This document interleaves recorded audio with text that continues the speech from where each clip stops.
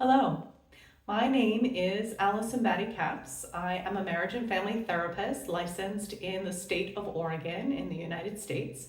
I am currently living in Altea, Spain. My husband and I moved here over the summer, and we plan to spend the rest of our lives living in this little town on the coast of the Mediterranean Ocean Sea, and kind of experimenting with a slower pace of life. I'm sure many of you can relate that, especially if you live in the United States, that we tend to get into patterns of doing, and we often take on too many responsibilities and overbook ourselves. And so I'm here to remind you of the importance of slowing down. The reason why it's important to slow down is when we're moving at a fast pace, we oftentimes don't have awareness of what's happening internally. Many of our cultures and religions teach us that our body and our emotions and the sensations that we experience internally, even our thoughts, are somehow something to be transcended, that we're supposed to somehow rise above the human experience, to become better than we are. And I want to propose an idea based on what I have discovered in my work with clients and my studies of spirituality, is that we're not supposed to transcend our human nature. We're supposed to integrate our human nature with our divine nature. That our emotions and our thoughts and our bodies and our sensations that we experience internally are messengers, and they are very important messengers that help us understand what our needs and boundaries are. There is no such thing as a bad emotion. All emotions are necessary. We were given them for a reason, and I believe that that reason is they help us understand when a boundary or a need has been violated by somebody else, or it is an indication of something inside us that needs healing. In my upcoming book, The Divine Within, Healing Ourselves to Heal the World, I go into these concepts in more depth. It is a book that will be published by Atmosphere Press, hopefully in the next 6 months or so. And it's a pathway, step by step, to connect to your inner divinity and heal the aspects of yourself that are wounded, and it's intended to help you live more in the present moment.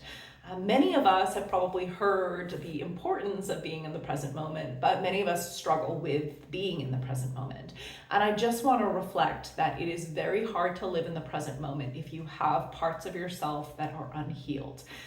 It is difficult to quiet the mind. It is difficult to quiet emotions when there's something that has happened earlier in our life that created a wound. So I want to propose that the best way to live in the present moment isn't to transcend your human nature, it is to get curious about your human nature. Sit in curiosity and non-judgment to try to understand why you think what you think, why you believe what you believe, why you feel what you feel.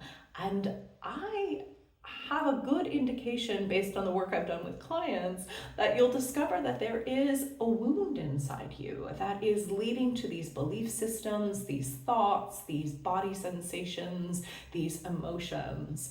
And that when you begin to develop a relationship with these parts of yourself, they start to soften and they start to feel sane and safe and loved. Richard Schwartz, who developed internal family systems, talks more about parts, and I bring in internal family systems into my book.